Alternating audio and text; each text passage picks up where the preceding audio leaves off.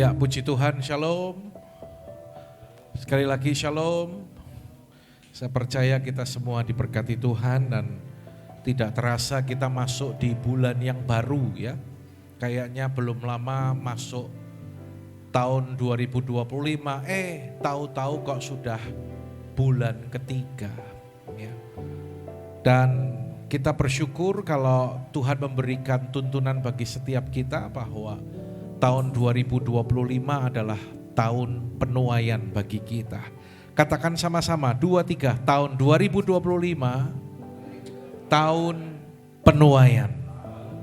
Sekali lagi, tahun 2025, tahun penuaian. Tepuk tangan bagi Tuhan kita.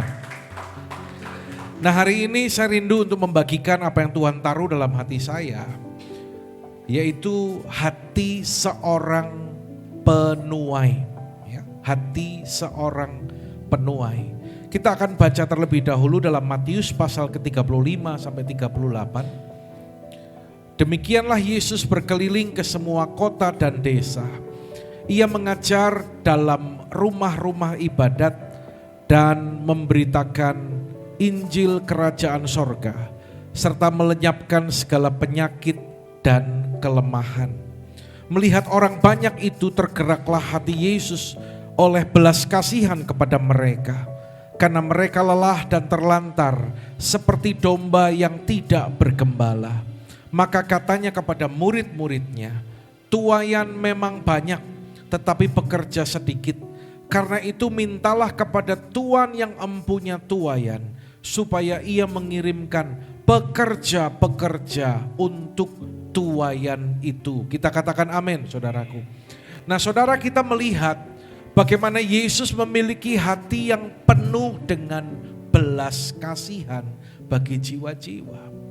Yesus berkeliling, ia mengajar, ia memberitakan Injil Kerajaan Sorga, dan dia melenyapkan segala penyakit dan kelemahan. Hatinya penuh dengan belas kasihan bagi jiwa-jiwa yang lelah dan terlantar. Nah, saudara, saya mau katakan demikian. Tahun 2025 ini bukan tahun yang mudah. Ya. Ini tahun yang semakin sulit. Saya tidak sedang berkata negatif. Tetapi seperti apa yang Pak Niko katakan, bahwa kita sedang ada di penghujung dari akhir zaman. Situasinya tidak semakin baik. Bencana alam. Hari-hari ini kita melihat bencana alam yang begitu ekstrim karena cuaca yang tidak menentu karena perubahan iklim. Ada tanah longsor, itu biasa. Banjir bandang. Ada daerah-daerah yang tadinya nggak pernah kena banjir, sekarang kena banjir bandang. Ada tempat-tempat tiba-tiba ada tanah bergerak, tanah terbelah. Dulu nggak ada, saudara. Dan di beberapa bagian negara yang lain terjadi bencana yang luar biasa. Belum lama kita melihat Amerika di bumi hanguskan karena kebakaran hutan. Belum lagi situasi politik. Sampai sekarang ini bingung. Orang yang bisa dipercaya, mana yang tidak, kita nggak bisa membedakan. Situasi kondisinya seperti itu. Belum lagi ekonomi.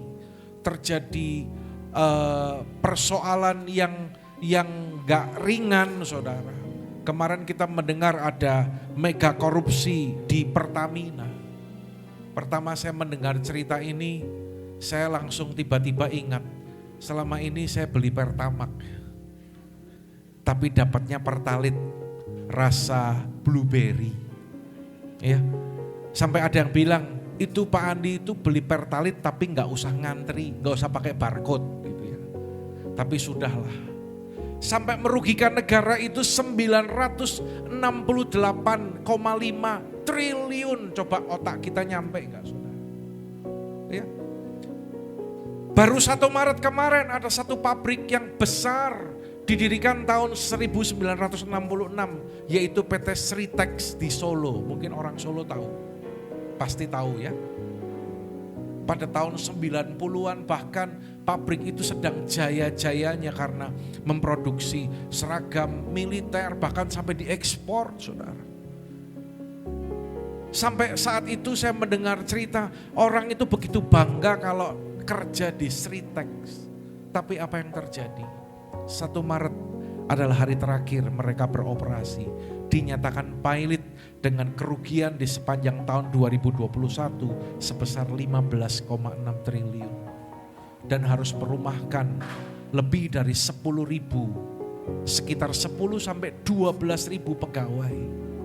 Saudara lihat, situasi yang demikian kita mau minta tolong sama siapa? Kita mau andalkan siapa kalau bukan andalkan Tuhan?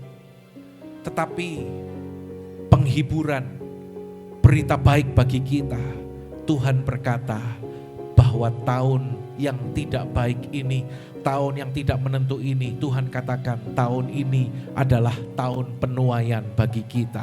Katakan amin. Kita yang percaya akan terima janji Tuhan. Tepuk tangan bagi Allah kita.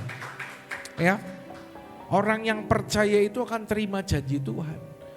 Orang percaya itu hidup bukan karena melihat, tetapi karena percaya. Ya, karena itu saudara dengar, saya itu mendapatkan kuat hal ini, saya godok, saya renungkan.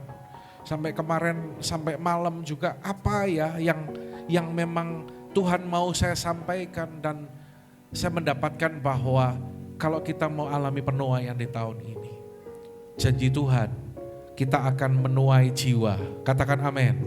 Kita akan menuai buah roh, kita akan menuai kehidupan kekal, dan kita pun akan menuai berkat-berkat jasmani. Tapi diperlukan hati seorang penuai. Saya percaya kalau hati seorang penuai, dia juga adalah seorang penabur, saudaraku. Ya, hati yang seperti Yesus, hati yang penuh dengan belas kasihan tadi. Ya, nah saudara, kita akan melihat yang pertama, hati seorang penuai adalah hati yang memahami panggilan Tuhan. Katakan sama-sama, memahami panggilan Tuhan. Ya, meskipun tidak banyak, ya, tapi kita katakan dengan lantang, memahami panggilan Tuhan. Katakan kanan kiri saudara, memahami panggilan Tuhan. Biar ngelotok. Ya. Saya percaya di tempat ini kita menangkap Tuhan katakan memahami panggilan Tuhan. Kalau Yesus berkata kepada murid-muridnya, tuaian memang banyak, tetapi pekerja sedikit. Saudara bisa nangkep gak? Ada sesuatu yang tersirat dari perkataan Yesus ini. Yesus sedang menyampaikan, engkau ngerti gak? Tahu ndak bahwa tuaian banyak tapi pekerja sedikit? Saudara, ini berbicara tentang panggilan Tuhan. Ini adalah sesuatu yang penting, saudaraku. Tuhan mau pakai kita. Kita ndak bisa tanpa Tuhan. Tapi Tuhan tidak mau tanpa kita. Artinya di tahun penuaian ini berbicara jiwa-jiwa. Tuhan mau pakai saudara dan saya. Katakan amin. Sama seperti ketika Tuhan memanggil Gideon. Kalau saudara ingat, Alkitab berkata bahwa Gideon adalah seorang yang muda, yang tidak memiliki pengalaman. Ketika Tuhan panggil Gideon, Gideon bahkan merasa bahwa dirinya itu tidak mampu. Dia merasa tidak bisa apa-apa, tidak layak untuk menerima panggilan Tuhan. Ya, bahkan Gideon adalah orang yang penakut. Di sini ada yang penakut enggak? Gideon adalah orang yang pengecut, sehingga ia didapati Tuhan sedang bersembunyi dari orang-orang Filistin dan takut dijadikan prajurit perang bangsa Filistin. Ketika Tuhan memanggil murid-muridnya, murid-muridnya sedang melakukan pekerjaannya sebagai penjala ikan. Mereka itu adalah orang-orang yang sederhana. Ya, mereka itu adalah orang-orang yang berkedudukan rendah. Bahkan ada dari mereka yang menjadi pemungut cukai. Tapi Tuhan menyatakan panggilannya atas kehidupan mereka. Dan demikian juga dengan saudara dan saya. Kita semua menerima panggilan Tuhan. Dalam Yohanes 4 ayat 35 kita baca dengan suara keras. 2, 3. Bukankah kamu mengatakan 4 bulan lagi tibalah musim menuai? Tetapi aku berkata kepadamu, apa? Lihatlah sekelilingmu dan pandanglah ladang-ladang yang sudah menguning dan matang untuk dituai. Ya. Ini yang Tuhan nyatakan bagi kita, saudaraku. Panggilan Tuhan sebagai penuai-penuai bagi jiwa-jiwa. Apakah kita memahami hal ini? Saudara, tahukah Anda siapakah penginjil tertua di dunia? Dia bernama Otis Clark. Dia hidup dari tahun 1903 sampai 2012. Penginjil dengan kulit berwarna ini masih tampak segar di usia tuanya. Tidak pernah berhenti beritakan Injil ke seluruh dunia. Ya, dia selalu mengatakan bahwa sumber kekuatan hidup kita itu berasal dari Tuhan, didapatkan melalui doa kita. Saudara, siapakah dia? Kisah hidup dari Otis Clark ini dimulai saat ia berumur 18 tahun. Waktu itu dia pindah ke LA, Los Angeles, ya, California, dan dia melarikan diri dari kerusuhan antaras yang terjadi di Tulsa, Oklahoma. Nah, saudara, di LA ini kehidupan Clark ini sangat kacau. Dia terjebak dan mulai tenggelam dalam gemerlap dunia malam. Bahkan hal tersebut terjadi terus berlanjut sampai di usianya yang ke-25 tahun. Jadi berapa tahun itu? 18 sampai 25. Berapa? 7 tahun. Ya. Dan akhirnya dia pun ditahan polisi karena kebiasaan mabuknya. Di penjara. Mungkin bagi kebanyakan orang penjara ini adalah pengalaman pahit. Namun tidak demikian bagi Clark. Justru dia berjumpa dengan pribadi Yesus di penjara. Dan dibaptis pada tahun 1930 di gereja Azusa. Saudara lihat, akhirnya dia melayani dan dia meresponi panggilan Tuhan sebagai seorang penginjil. Bahkan dalam kisah hidupnya, di usianya ke-103 tahun, dia masih melakukan perjalanan misi ke Afrika. Saudara, jangan kita berkata, aku tidak bisa, aku tidak mampu. Biarin yang lebih muda saja, 103 masih pelayanan misi.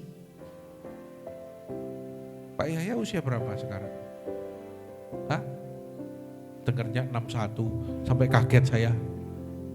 51 ya? Sama ya? Masih muda ya? Puji Tuhan. Sama Otis Clark kita jauh lebih muda ya. Usianya setengahnya. Ya. Dewa usia berapa? 28, 38, masih muda ya, hah? Dibandingkan Otis Clark kan.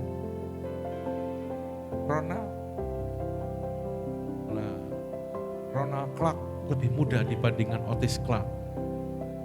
Ya. Artinya apa? Ayo kita memahami panggilan Tuhan. Ya. Dalam memahami panggilan Tuhan ini kita harus mengerti bahwa Tuhan sendirilah yang telah memanggil kita. Tuhan yang panggil kita. Bukan Pak Andi, bukan Om Andi. Tapi Tuhan sendiri yang memanggil dan mempercayakan kepada kita. Untuk kita ada dalam rencananya, dalam kehendaknya. Yang kedua, hati seorang penuai. Baca sama-sama dengan suara keras. 2, 3. Menghidupi panggilan Tuhan. Yang pertama apa tadi? Tak ulangi loh kalau nggak inget. Yang pertama apa tadi? Ini gara-gara musik di depan ya nggak konsen ya. Kayaknya terlalu gema Wok di sini Wok. Apa minggu depan nggak usah di sini ya Wok? Hah? Sewa lah di sini ada Hilton nggak? Ada Hilton nggak? Kita sewa Hilton aja gitu ya. Semua konsentrasi ya. Yang pertama apa tadi? Memahami panggilan Tuhan. Yang kedua, menghidupi panggilan Tuhan. Sama seperti Yesus yang berkeliling ke semua kota dan desa, mengajar, memberitakan Injil dan melenyapkan segala penyakit dan kelemahan. Saudara, kita harus konsisten. Katakan sama-sama, 2, 3, konsisten untuk hidup dalam panggilannya. Seperti Paulus berkata bahwa segala sesuatu kuanggap rugi. Saudara, Paulus itu orang hebat loh. Ya, dan dia berkata, setelah aku mengenal Yesus, Tuhanku, pengenalanku akan Yesus lebih mulia dari segalanya. Karena itu, aku melepaskan semuanya dan menganggapnya sampah. Anda lihat kehidupan Paulus, ini kok belum maju sih? Nah, terlambat ini. Ampuni dia Tuhan. Ya, lihat. Paulus berkata apa? Karena dialah aku telah melepaskan semuanya itu dan menganggapnya sampah. Jadi ketika Paulus mengenal Yesus secara pribadi sebagai Tuhan dan Juru Selamat, dia berkata, semua yang ada, semua keberhasilan, semua yang aku miliki, aku melepaskan semuanya itu dan menganggapnya sampah. Saudara, kalau orang punya masa lalu yang buruk, bilang kalau semuanya aku anggap sampah, itu memper, saudara. Tapi Paulus itu orang yang punya kualifikasi yang luar biasa loh. Dia itu murid Gamaliel, dia itu ahli, ya, ahli Taurat. Dia itu menguasai kitab, dia itu menguasai Yunani, menguasai Ibrani, dan menguasai semua yang menjadi tata cara orang-orang Roma pada saat itu. Tapi Paulus berkata bahwa aku lepaskan semuanya itu.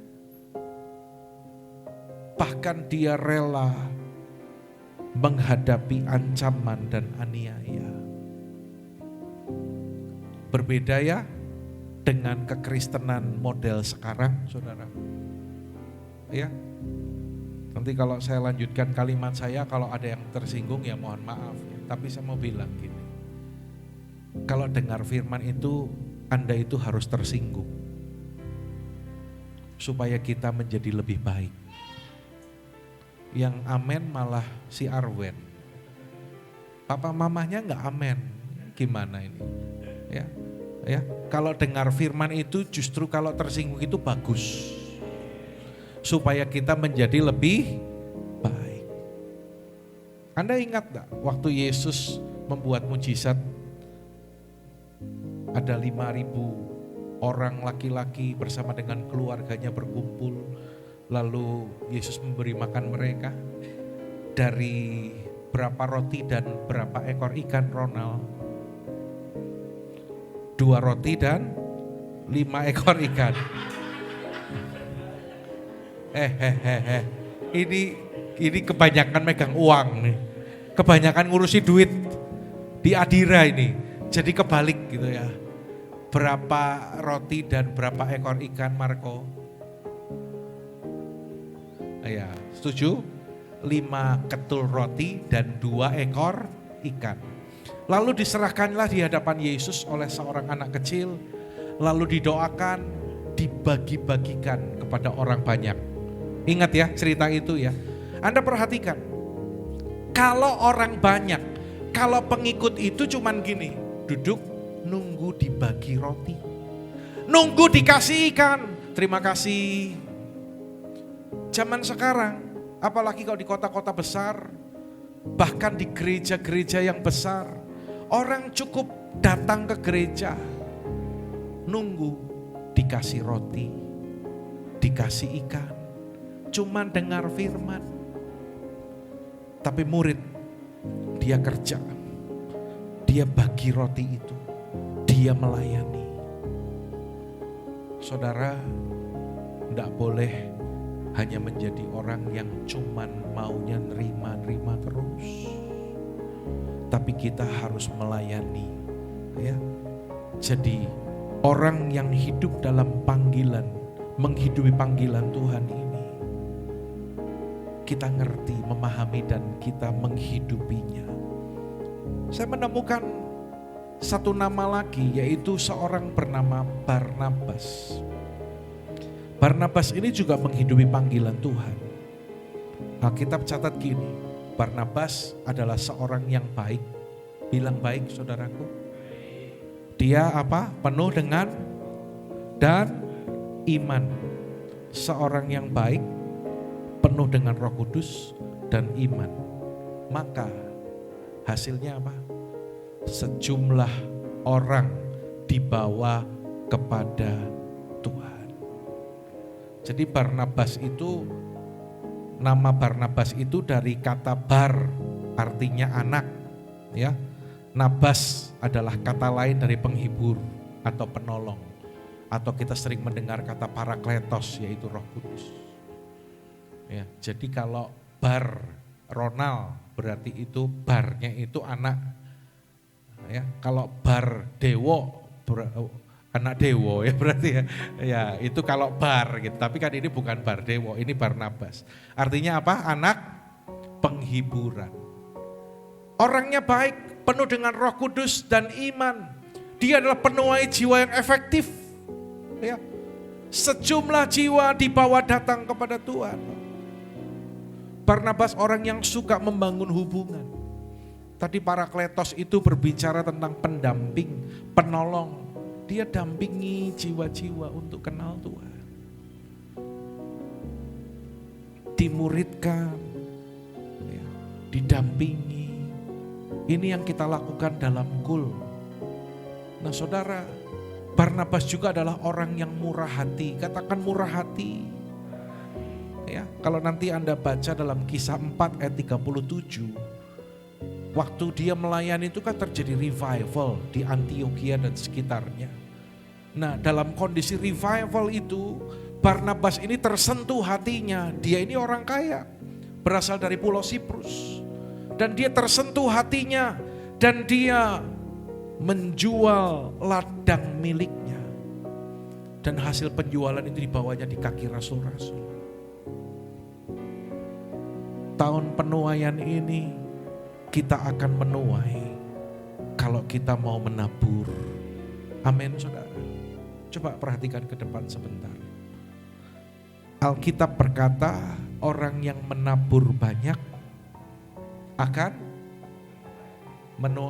yang semangat dong, yang mantep. Orang yang menabur banyak menuai banyak. Orang yang menabur sedikit, orang yang tidak menabur, sekali lagi, menuai banyak, kebalik, menabur banyak, aduh ini perlu healing nih, ngomongnya kok kualik ya, duh tularan ini sama siapa nih, menabur banyak, menabur sedikit, tidak menabur.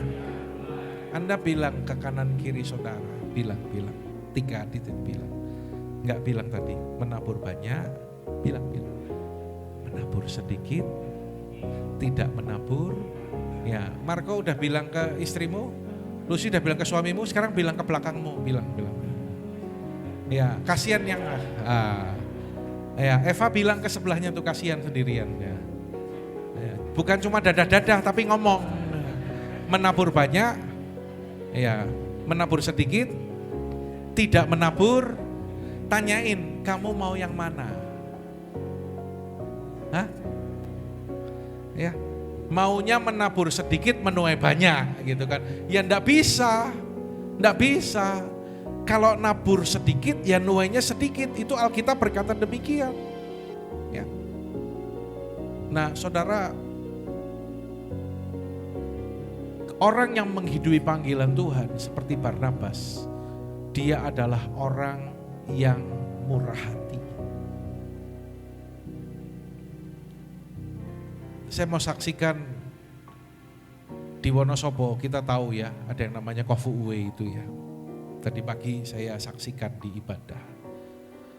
Waktu saya melayani pertama, saya itu pakai sepeda motor Cina. Sudah sepeda motor Cina lagi. Ya. Terus saya didorong ajak jemaat untuk menabur di kas pembangunan, nabur untuk pembangunan. Lalu Tuhan dorong saya, kamu sebagai pemimpin, sebelum ngajak jemaat nabur, kamu yang nomor 1 nabur. Jadi pemimpin itu gak gampang, repot dalam tanda petik ya. Apa-apa harus mulai dulu gitu loh saudara. Padahal punyanya cuma apa tadi? Sepeda motor, sudah sepeda motor, Cina pula. Lalu saya serahkan, dan dari naik sepeda motor kalau kunjungan, saya ganti pakai sepeda ontel. Kokonya Otniel namanya Benaya itu ngalami ke sekolah, duduk di palang sepeda, bokongnya sakit, ganjel pakai jaket. Tiap hari ngantar sekolah, pulang sekolah pakai sepeda ontel. Ada yang belum tahu ya mungkin ya, Pak Gembala pernah kunjungan pelayanan pakai sepeda ontel ya. Dan pada saat itu, kalau sekarang saya pergi kemana-mana bisa pakai mobil yang nyaman, dititipi, cuman pakai, semua karena anugerah kasih karunia Tuhan. Tapi bukan itu poinnya, tapi saya mau pakai sepeda ontel, mau pakai bis. Di sini ada yang nggak bisa dan nggak mau pakai bis. Mas Hartoyo, alasannya mabok. Kalau ada mobil bisa pakai mobil, tapi yang penting mau nggak pakai sepeda ontel? Mau nggak? Ya, dulu awal ke Wonosobo full timer pakai sepeda ya, tapi dia luar biasa pakai sepeda ontel, pakai helm.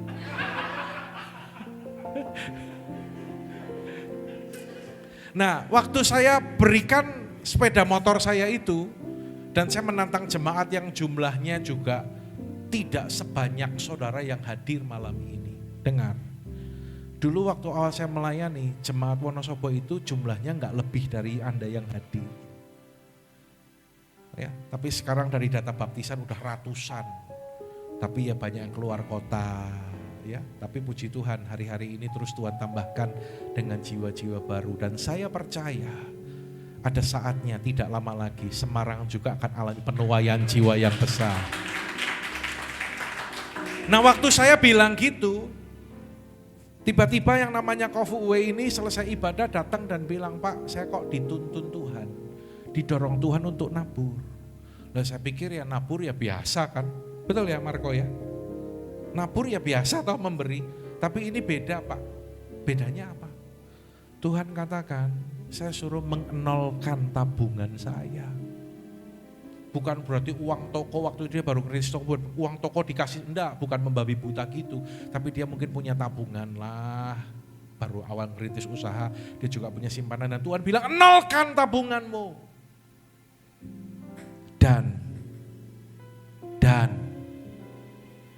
dia melakukan itu. Siapa di sini yang punya tabungan? Loh, kok pada nggak berani angkat tangan? Hah? Tabungan pembangunan nasional zaman kita dulu ya Pak ya, Tabanas. Masih ingat ya Pak ya? Kalau nabung berapa ratus, berapa ribu, saya sedang bisa bangun. Coba, ini luar biasa loh. Pada angkat tangan loh, ditanyain. Tadi di Wonosobo waktu saya nanya, banyak pengusaha, banyak orang-orang yang saya tahu dia punya tabungan, tapi nggak angkat tangan loh saudara. Hati-hati loh. Kemarin saya baca berita ada orang punya deposito 20 miliar disimpan di bank, hilang. Coba siapa yang punya tabungan? Wah ini luar biasa ini. Kalau Tuhan bicara kepada saudara kayak gitu, berani taat enggak? Hah? memaksimalkan tabunganmu. Nggak gampang loh saudara, nggak gampang. Ya, karena itu sekarang kalau kita lihat bagaimana saudara kita ini diberkati dari satu usaha jadi berlipat-lipat usahanya dan semakin diberkati. Dan selain itu saya juga pesan sama dia, dari dulu kami ajarin dia, panggung ini adalah ruang Maha Kudus. Semua peralatan yang ada di panggung ini, ruang Maha Kudus ini adalah ketika engkau menabur untuk ruang Maha Kudus itu dahsyat. Dan dia lakukan. Waktu itu jemaat belum, tidak lebih banyak dari ini. Dia bilang, Pak Andi beli alat musik lengkap Pak, nanti saya yang bayar. Belum ada yang main. Tapi waktu itu saya beli.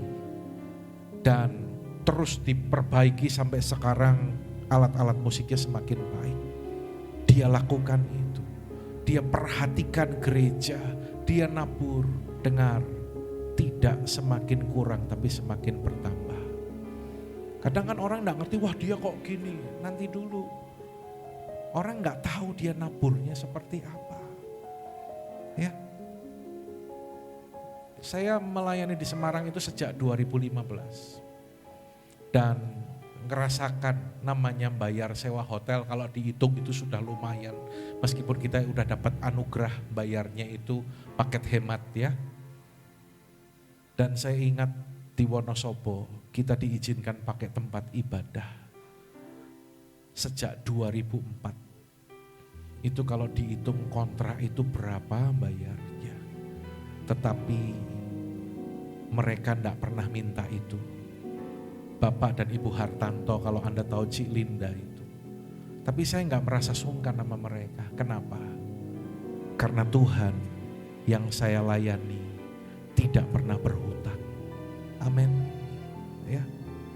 Setiap kota Tuhan menempatkan orang-orang yang menopang pekerjaan Tuhan.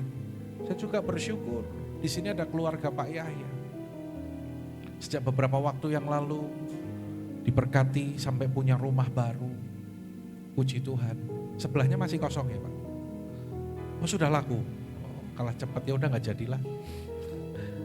Dan ketika membuat rumah, mempersiapkan satu kamar untuk keperluan hamba Tuhan, keperluan pelayanan. Ya. Dan saya percaya apa yang ditabur itu akan dituai. Ya. Di sini ada kita semua yang melayani. Dan kemarin saya juga mendoakan mereka, Marco dan Lucy. Saya tahu mereka didorong Tuhan dan mempersembahkan buah sulung kepada Tuhan. Dari seluruh penghasilan yang dimiliki di awal tahun dipersembahkan buat Tuhan.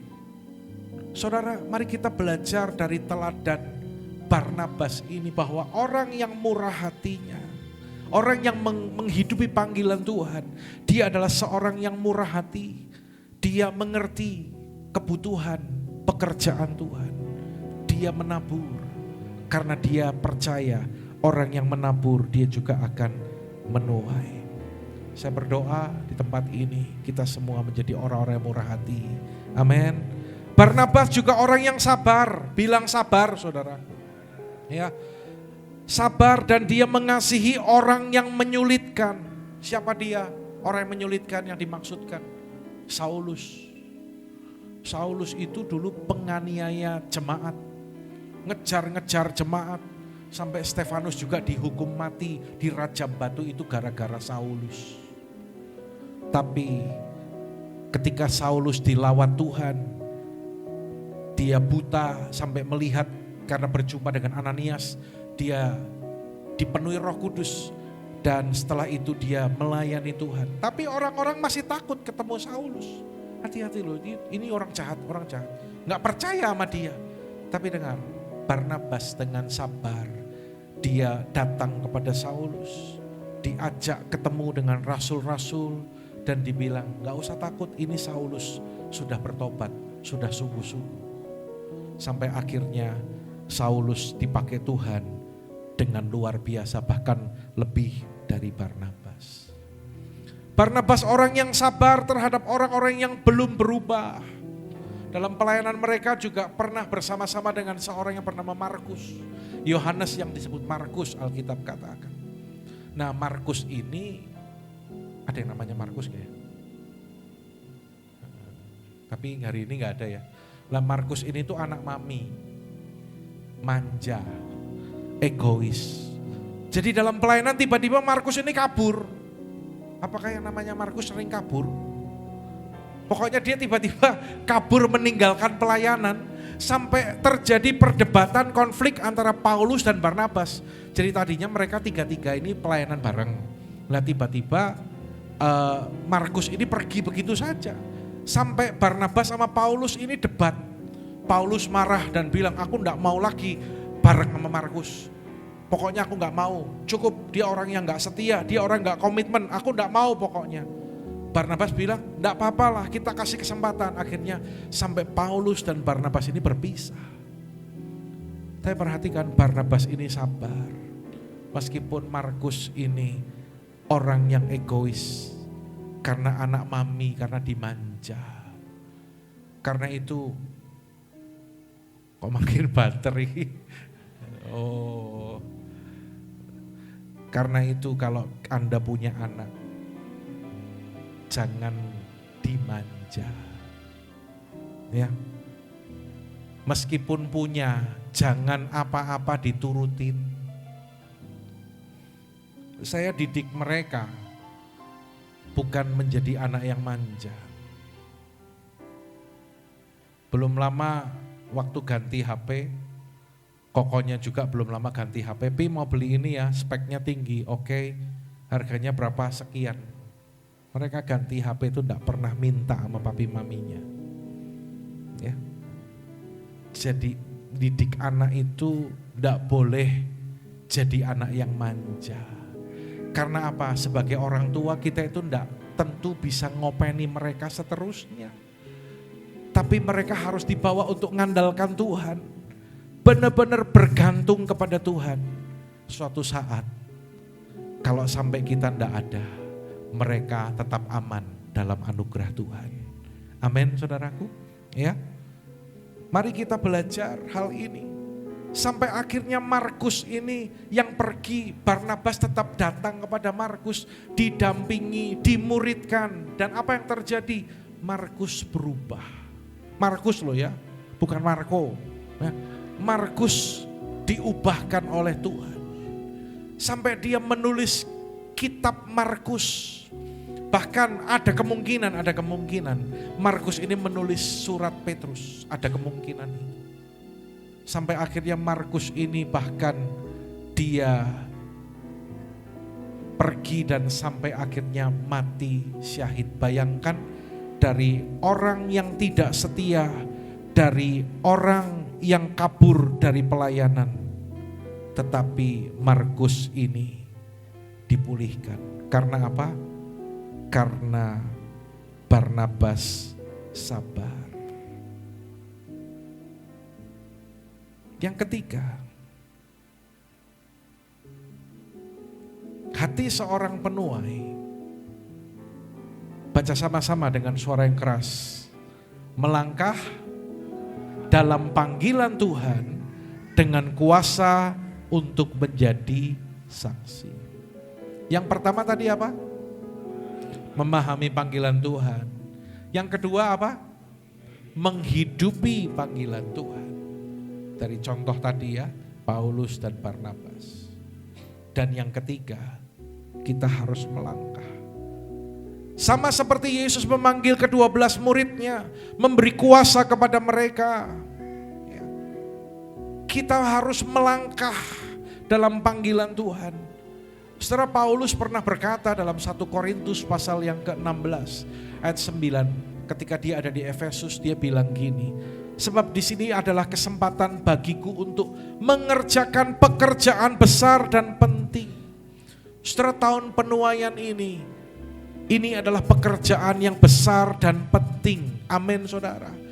Penuaian jiwa-jiwa bukan berbicara tentang gereja yang penuh, tetapi sorga yang penuh dengan jiwa-jiwa. Ya, saya berdoa supaya kita semua dalam unity ini, kita semua siapkan hati kita menjadi penuai-penuai. Saya tidak bisa sendiri, tapi secara tim kita harus siap. Ya, karena itu Tuhan berikan firman hari ini, miliki hati seorang penuai. Jangan sibuk dengan urusan kita sendiri, tapi kita harus mengerti fokus kepada kehendak Tuhan. Saudara, seorang Samaria, wanita Samaria, ketika dia berjumpa dengan Yesus, hidupnya berubah.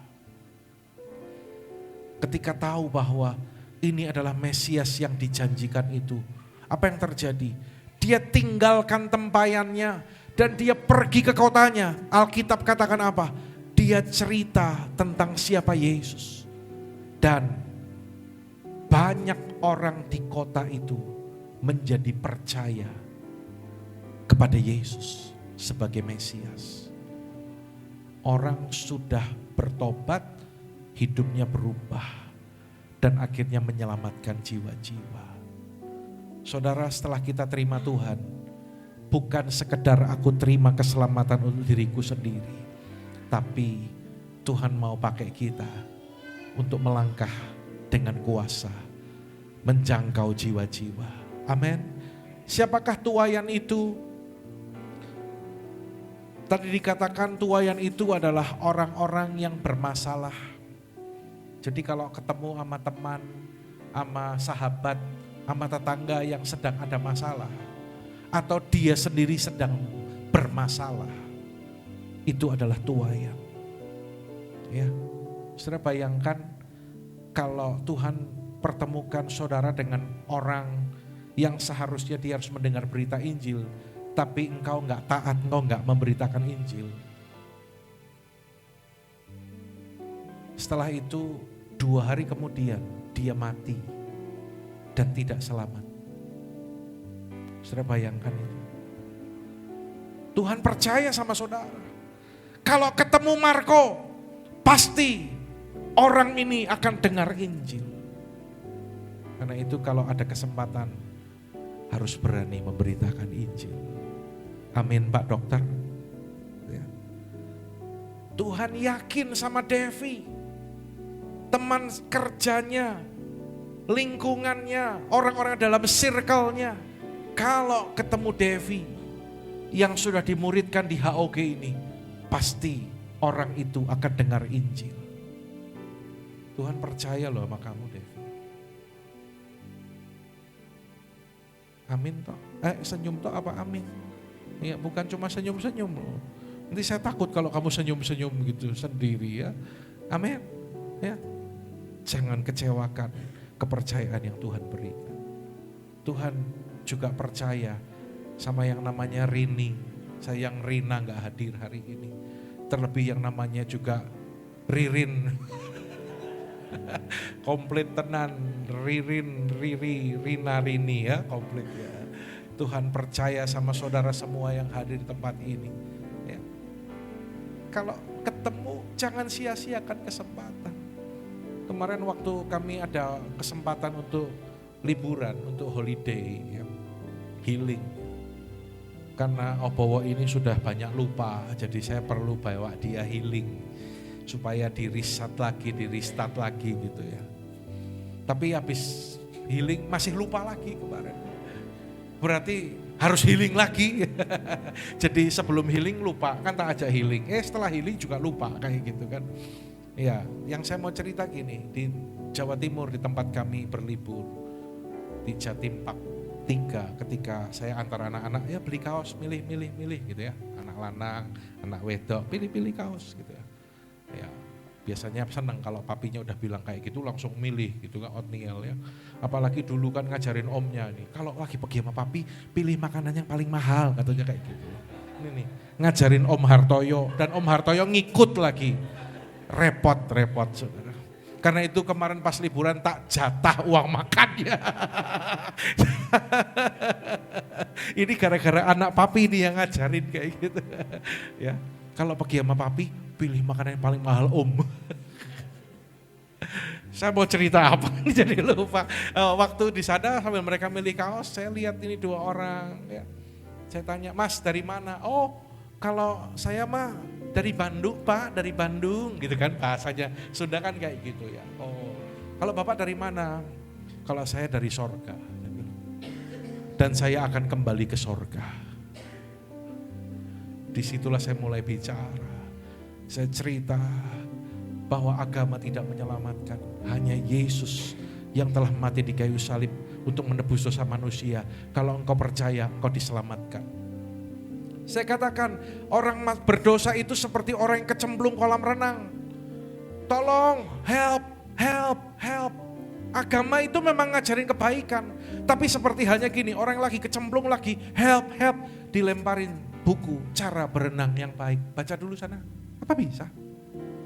Yang dibutuhkan orang yang mau tenggelam itu adalah juru selamat.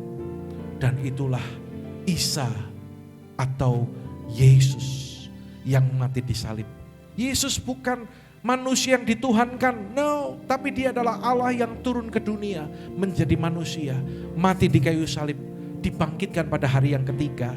Naik ke sorga, memberikan keselamatan bagi kita. Itu harus lengkap kalau ngomong. Jangan cuma Yesus mati nebus dosamu. Jangan lupa bilang kalau Yesus itu mati dan bangkit.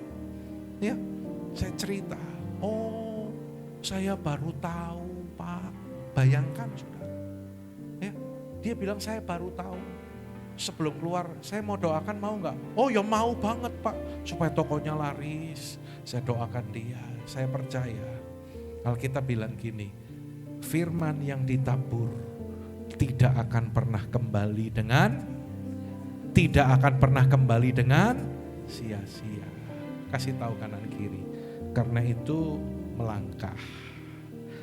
Jangan takut memberitakan Injil. Ya.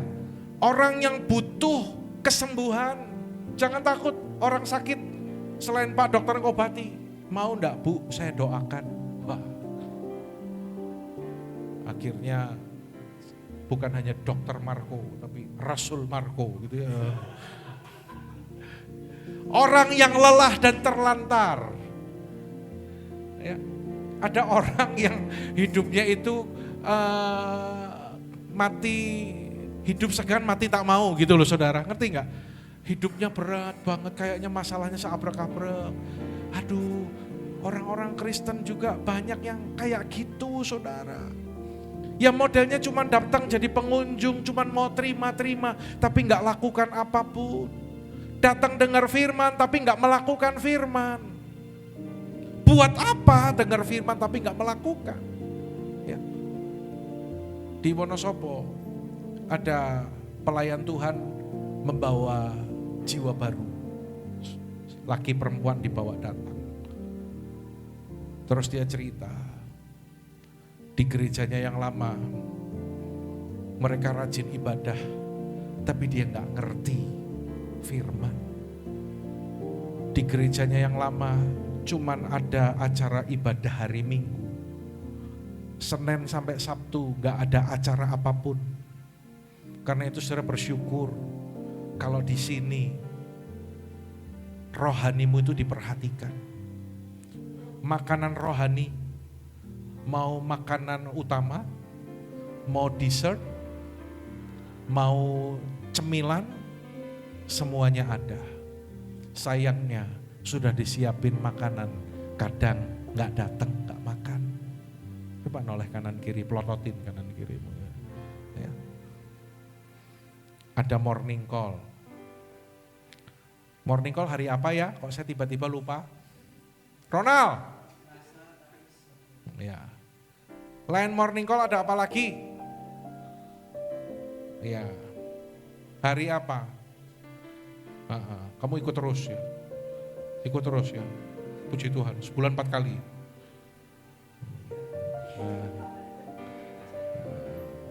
Saya punya catatannya loh. Saya punya absennya loh. Kalau tidak sesuai dengan data gimana? Siap push up 500 kali. Yang area sini ikut gak nih? Hah? Ini saya masih ketawa, bentar lagi saya marah nih. Yang area sini gimana? Hah? Disiapin makanan rohani. Orang ini tuh seminggu bilang cuman hari Minggu Pak, dan itu pun gak mudeng. Waktu menikah nggak ada bimbingan. Di kita mau menikah berapa kali pertemuan Marco? 8. Sudah gitu ketemu orang tua lagi, betul? Meskipun lewat Zoom. Nanti 8 kali. Khusus Otnil sama Thea, 12 kali. Sampai akhirnya ketika mereka nikah, Pak, mereka tuh nggak ngerti dasar pernikahan Kristen seperti apa. Dan akhirnya rumah tangga mereka kandas. Mereka jadi pisah. Ya. Yang ini ke sini, yang itu ke situ. Sampai akhirnya sempat dengan orang lain lagi. Tapi tiba-tiba mereka datang. Dan mereka diajak oleh seorang pelayan. Coba kalau nggak diajak, hidup mereka makin hancur. Ketika mereka datang, mereka dengar firman, ditanya, kalau di sini dengar firman mudeng nggak? Oh mudeng, jelas. Mereka senang dan mereka dituntun oleh Tuhan untuk bertobat dan berkata, Pak, kami mau kembali lagi, Pak, mau rujuk lagi. Saudara, itu adalah orang-orang yang lelah, terlantar, seperti domba-domba yang tidak bergembala. Itu tugas kita, ya. Karena mereka yang alami itu hanya Tuhan Yesus yang sanggup untuk tolong mereka. Yang setuju katakan amin, saudaraku. Dan kita baca sama-sama 2, 3 adalah pekerja untuk tuaian itu. Tunjuk kanan kiri. Kita adalah pekerja untuk tuaian itu. Ya. 2 ayat terakhir dalam Matius pasal yang ke-10 ayat 7 dan 8. Pergi, beritakanlah Injil kerajaan sorga. Beritakanlah kerajaan sorga sudah dekat. Ya. Sembuhkanlah orang sakit, bangkitkan orang mati, tahirkan orang kusta, usir setan. Baca sama-sama, kamu 2, 3. Kamu telah memperolehnya dengan cuma-cuma. Karena itu berikanlah pula dengan cuma-cuma. Kita sudah diampuni dosanya. Kita sudah dipulihkan sama Tuhan. Kita sudah diberkati dan Tuhan katakan, kamu telah beroleh itu cuma-cuma. Bagikan itu kepada orang yang belum terima. Kalau kita berkata aku sudah diampuni, bagikan itu kepada orang-orang yang belum menerima pengampunan. Dipulihkan, bagikan itu kepada orang yang perlu pemulihan. Saudara, ini tugas kita. Harus ada benih yang ditabur. Maka kita akan menuai. Slide terakhir. Baca sama-sama dengan suara yang keras. 2, 3. Penuai yang sejati adalah mereka yang memahami, menghidupi dan melangkah dalam panggilan Tuhan. Tepuk tangan bagi Allah kita, saudara.